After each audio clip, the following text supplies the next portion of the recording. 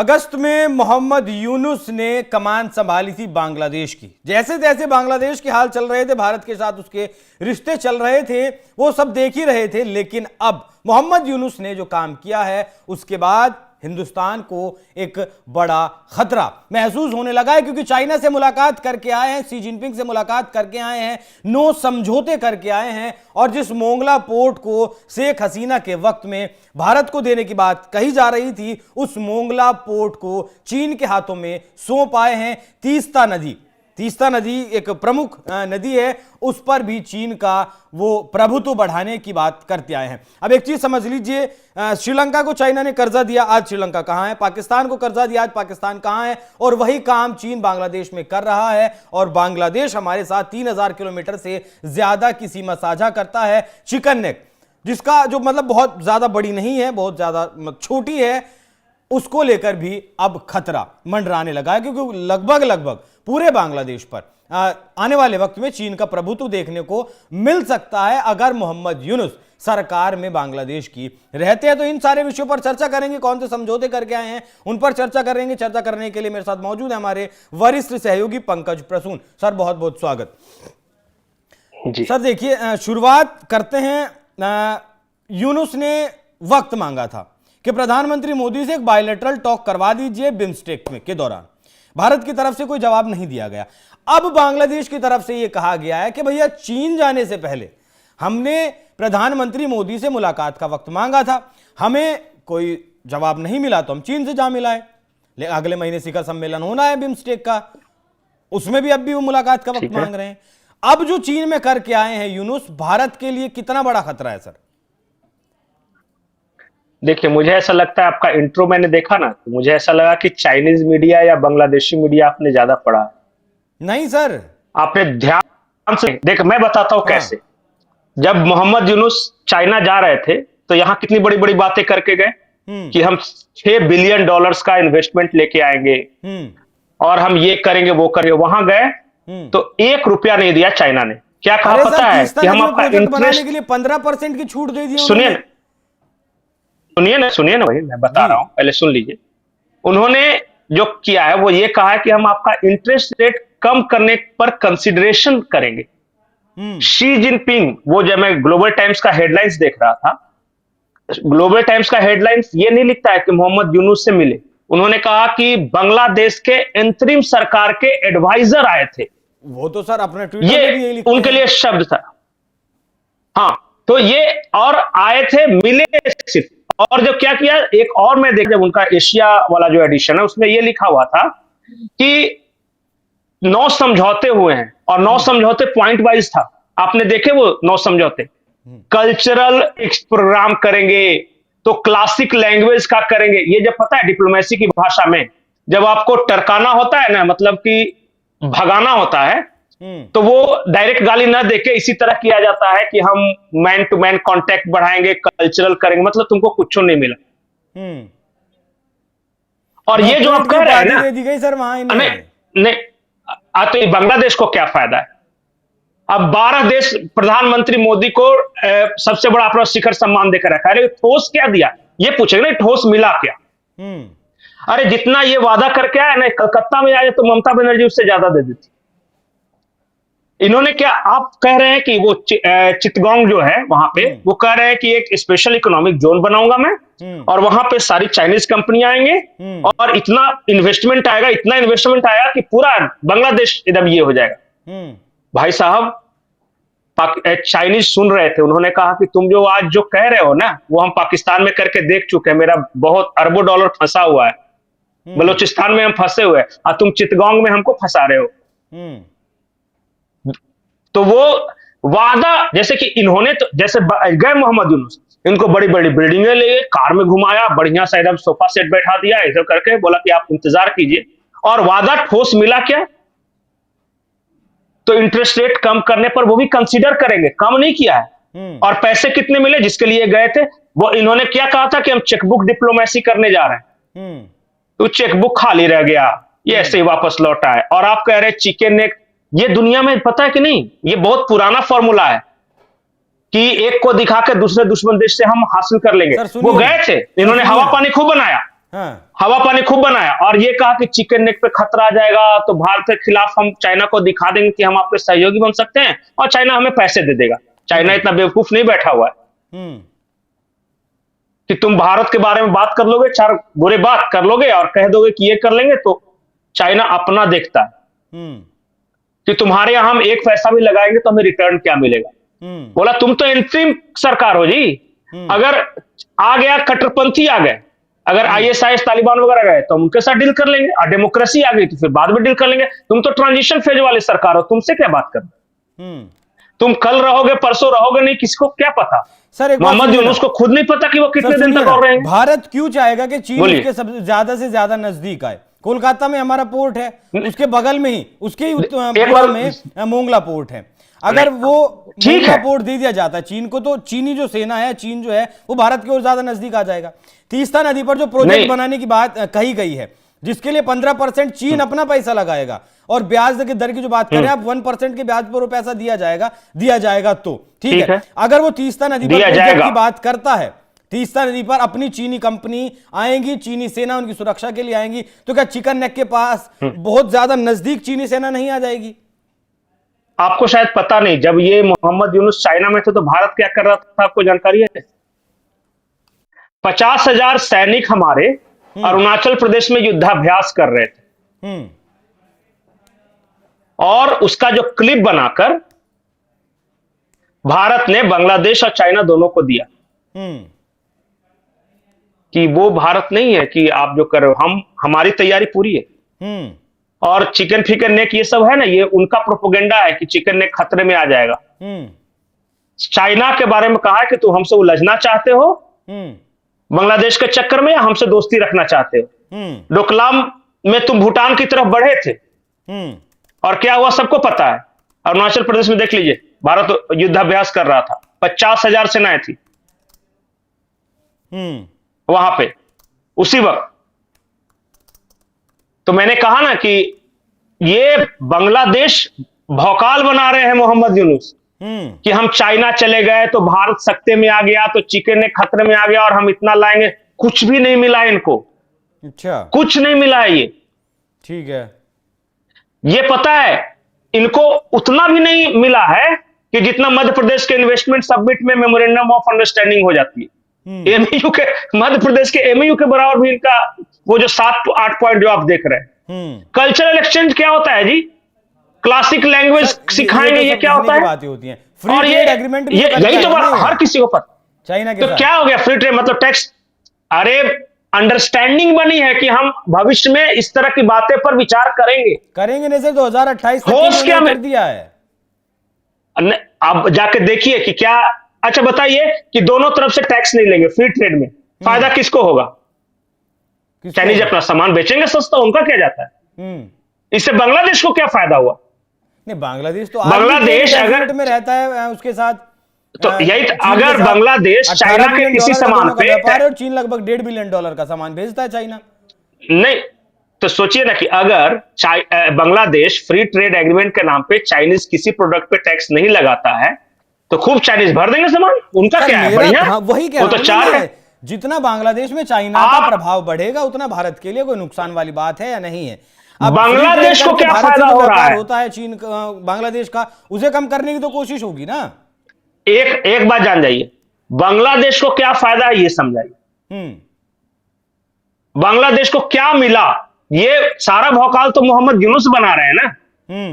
अच्छा, मोहम्मद यूनुस को कोई अच्छा, कल तक ये जो अमेरिका के एजेंट बनकर घूम रहे थे ना, अब चाइना की तरफ गए हैं। देखिए इनकी दुर्गति करती है वही CIA जिन्होंने इसको बैठाया है। आप समझ नहीं रहे हैं, इनकी सांसें उखड़ रही है। वहां की सेना जो है, वहां की सेना इनके खिलाफ है। वहां के जो स्टूडेंट लीडर थे वो अपनी पार्टी बना के लड़ रहे हैं। बिल्कुल ठीक है। कल तक ये भारत से भी गिड़गिड़ा रहे थे कि भैया मदद कर दो, बोलो कि हम तो आने के लिए तैयार है। आपने कहा ना मोदी जी से मिलने के लिए तैयार है। मोदी को यही काम है कि टुच्चा आदमी से मिलते रहे, एडवाइजर पे एडवाइजर से। आ जाए यहाँ विदेश मंत्री से मिल ले और कोई छोटा मोटा फाइनेंस सेक्रेटरी से मिले, पैसे ही चाहिए ना। ये जो आदमी 5-6 बिलियन के लिए कटोरा लेके घूम रहा हो और हर जगह भौकाल बनाता फिर रहा हो कि अगर 6 मिलियन मिल गए ना तो हम तो दुनिया उखाड़ लेंगे जी। सबने कहा कि जाओ चवन्नी लेके और अगली बार भीख मांगने मत आना। ये 5 साल के लिए बहुत हो गया। ठीक है सर, मेरा आखिरी सवाल और जरूरी सवाल इसी चीज को लेकर, अभी पिछले दिनों नेपाल ने भी थोड़ी सी सख्ती दिखाई थी कि मैं चीन की गोद में जाकर बैठ जाऊंगा। बांग्लादेश छोटा सा देश, पिद्दी सा देश, वो भी चीन की गोद में बैठकर भारत को आग दिखाने की कोशिश कर रहा है। तो क्या इन जो छोटे छोटे पड़ोसी देश हैं भारत के, अब इन्हें मैनेज करने का वक्त नहीं आ गया है कि ये पिद्दी नहीं, ये जो भारत को आग दिखाएंगे? आप जो बोल रहे हैं ना, आप जो बोल रहे हैं ना, वो चाइना प्रोपेगेंडा मशीन है जो कि सोशल मीडिया पे दौड़ रहा है। इसे गूगल फार्मिंग कहते हैं। चाइना में बैठे हुए एक एक लोग 1,000 पोस्ट एक साथ फॉरवर्ड कर रहे हैं, और जो कि भारत में बमबार्ट हो रहा है। नेपाल का में जब कम्युनिस्ट शासन आई, मैं बता रहा हूं, सुनिए, नेपाल में जब कम्युनिस्ट की सरकार आई तब वो चाइना की जीत थी। अब तो वहां कम्युनिस्ट सरकार उखड़ रही है और लोग राजशाही के लिए प्रोटेस्ट कर रहे हैं। बिल्कुल। जो जिस बांग्लादेश की आप मांग कर रहे हैं, बांग्लादेश में CIA की जीत थी जब मोहम्मद यूनुस आए थे। चाइना की जीत नहीं थी। चाइना घबरा गया था कि अमेरिका बगल में आ गया। आप जिन देशों की बात करें, म्यांमार में जो सेना की सत्ता थी वो चाइना की सत्ता थी। अब वहां पे जो विद्रोही हैं वो अमेरिका के लिए लड़ रहे हैं। चाइना की सांसें उखड़ रही है, उसका इकोनॉमी कोलैप्स कर रहा है। जाके देख लीजिए 4 साल के डाटा निकाल कर, बहुत सारी वो खुद परेशान है। बंद हुई है, मैं इस बात को मानता हूं। बहुत बंद हुई है, बहुत और उसका कहीं इन्फ्लुएंस बढ़ नहीं रहा है। आज से 10 साल पहले चाइना का जितना इन्फ्लुएंस था, उसका इन्फ्लुएंस कम हो रहा है। उसने कोशिश की थी श्रीलंका में, राष्ट्रपति भवन में घुसे थे, लेकिन बाद में वही सरकार भारत के पास आई और भारत सरकार ने मदद की। और वो सरकार कह रही है कि भारत अगर नहीं होता ना तो श्रीलंका तो बर्बाद हो जाता। भाड़ में गया तेरा हेमन टोटा। कोई भी देश में चाइना आज से पहले, देखिए यूपीए की सरकार के दौरान में नहीं कहूं, उस समय सचमुच बहुत बड़ा संकट था, लेकिन आज की तारीख में जिसने जिसने चाइना का सपोर्ट किया वो सब बर्बाद है। आपको क्या लगता है पाकिस्तानी आर्मी बहुत चैन से है? बलूचिस्तान में उसको मार रहे हैं, खैबर पख्तूनख्वा मार रहे हैं, इमरान खान की पार्टी मारे, वो परेशान है।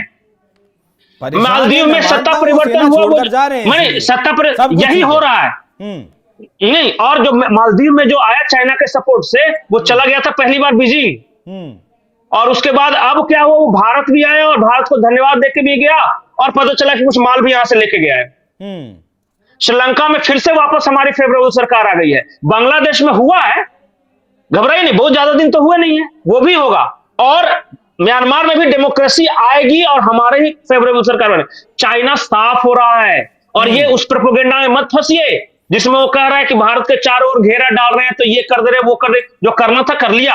सर मैं करने वाली बात एक बार जान जाइए, सर मेरी बात नहीं, गलत चाइना आज इस स्थिति में नहीं है। आप गलत ले रहे हैं, मेरी बात आप गलत ले रहे हैं। मेरा सवाल ये था कि मालदीव जैसा पिद्दी सा देश, नेपाल जैसा देश, बांग्लादेश जैसा देश अगर चीन के प्रोपेगेंडा में फंसकर भारत को आंख दिखाने की कोशिश करता है, तो क्या भारत जैसे देश के लिए अब वक्त नहीं आ गया है कि इन जैसे देशों को वो बताए कि भैया तुम्हारी औकात क्या है, तुम भारत के बिना कुछ नहीं हो, चाइना की गोदी में बहुत ज्यादा दिन तक बैठ नहीं पाओगे? नहीं, तो वो कैसे बताना चाहिए? मतलब बम मार दे, मिसाइल मारने, करना क्या चाहिए? डिप्लोमेसी से ही ना। नहीं, वो तरीका तो क्या नहीं हो, क्योंकि रशिया ने भी यूक्रेन पर हमला इसलिए किया था ना सर, कि भैया अमेरिका अगर बैठ जाएगा। अमेरिका अगर बैठा नहीं था ना, भारत, हम डिफेंसिव में रहते हैं। हिंदुस्तान हमेशा डिफेंसिव रहता है ना, कोई हमला करे तो जवाब देना। गलत करने ही क्यों देना किसी? दुनिया भर में नहीं, दुनिया भर में इंडियन डिप्लोमेसी की धूम है, और आप कह रहे हैं कि हम ही गलत। चीज को पाकिस्तान जैसा जो एक बात जान जाइए, वो भी तारीफ करता है हमारी। नहीं, एक बात जान जाइए कि दुनिया में इंडिया का जो पोजीशन है वो यूनिक है। इस मामले में यूनिक है कि दुनिया में कोई कहीं भी देश लड़ता रहे, भारत मध्यस्थता करने की हालत में है, और ये कम बड़ी उपलब्धि नहीं है। आप अगर ये चाह रहे हैं कि विस्तारवादी देशों की तरह हम अपने पड़ोसियों को डरा के धमका के ये करें, नहीं, वो हमारे सहयोगी हैं, और नेपाल के लोग हमारी फौज में हैं। बांग्लादेश में कल तक जो सरकार थी वो हमारा पार्टनर थी, और आज श्रीलंका पार्टनर है। वो भारत पे कोई संकट आएगा तो ऐसा होना चाहिए कि पड़ोसी हमारे लिए खड़ा हो। और अगर आप डरा के धमका के, अच्छा बताइए, चाइना का आपने किस पड़ोसी देश के साथ पड़ता है? आप बताइए, बहुत चाइना कर बताइए, कौन सा ऐसा पड़ोसी देश है जिसका चाइना के साथ बहुत अच्छा संबंध है? तो कब्जा करना चाहता है देश पे। एग्जैक्टली, तो क्या चाहते हैं कि भारत की भी वही इच्छा भी रहे? नहीं, और चारों तरफ से इसी संकट में गिर रहे। भारत की विदेश नीति बहुत अच्छी है, पड़ोस नीति बहुत अच्छी है। अभी म्यांमार उतना दिन से फुटफुटा रहा था, वो उसका जो आर्मी वाला था, आज भूकंप आया तो सबसे पहले मदद भेजने वाला देश कौन सा था? भारत। सबसे पहले किसने भेजा? इंडिया ने। नेपाल में भूकंप आया तो सबसे पहले किसने मदद भेजी? इंडिया ने। श्रीलंका में आर्थिक संकट आया, सबसे पहले मदद किसने भेजी? सर हमने इंडिया ने। तुर्की में मदद भेज दी थी जो हमारा कभी साथ अब बताइए, इसलिए कहते हैं कि छवि साफ सुथरी है, अच्छी छवि है, बहुत सारे लोग हमारे समर्थन में हैं। आज किसी भी मैटर पे जब भारत के लिए वोट होता है तो 200 देशों में से 150 देश भारत के पक्ष में वोट करते हैं। तो देखिए क्या होता है ना कि बहुत सारे लोग इस तरह का प्रोपेगेंडा फैलाएंगे, उनके चक्रों में नहीं फंसना। और एक बात जान जाइए, कोई चिकन फिकन नेक का कुछ नहीं होने जा रहा है। ठीक है, ये सब प्रोपेगेंडा फैला रहे हैं कि अरे प्रोपेगेंडा तो हमारे यहां फैलाते हैं कि भारत की हजारों की भूमि चीन ने कब्जा लिया, यहां गांव बसा रहा है, वहां शहर बसा रहा है। तो क्या आप ग्लोबल टाइम्स वाला रिपोर्ट और वो राहुल गांधी वाला बयान सुन के भारत की विदेश नीति तय कीजिएगा कि सही है कि नहीं? भारत की विदेश नीति तय नहीं कर रहा हूं सर, कुछ बिल्कुल सही है, बता कोई दिक्कत नहीं है। जो चीज बांग्लादेश में आने के बाद चाइना कर सकता है। आश्वस्त रहिए, मोहम्मद यूनुस जुलाई के बाद नहीं रहने वाले हैं।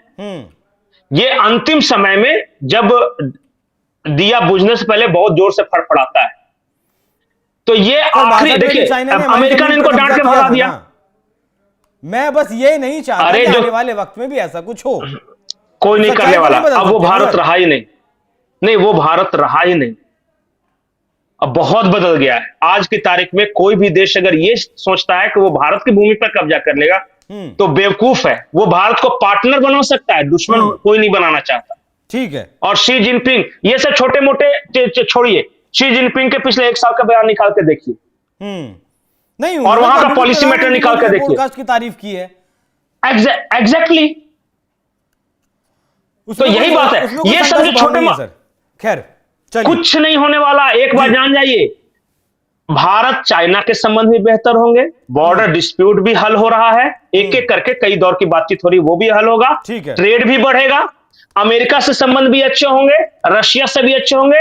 We are in a comfortable position and we are in a unique position. ठीक है सर। दुनिया में भारत उन चंद चुनिंदा देशों में शामिल है जिसकी इकोनॉमी ग्रो कर रही है जी। चुनिंदा देशों, मुश्किल से 2-4 ऐसे देश होंगे ना जिनकी इकोनॉमी 6% से ऊपर से बढ़ रही है। कोई नहीं है, मेरे हिसाब से कोई नहीं है, सिर्फ भारत है जिसकी और हर कोई देखिए 6.7% की दर से बढ़ रही है।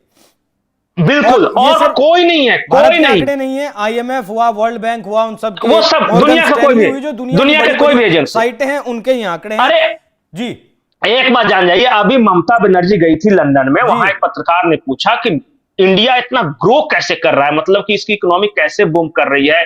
गरीबी 22 करोड़ लोग गरीबी रेखा से ऊपर आ गए।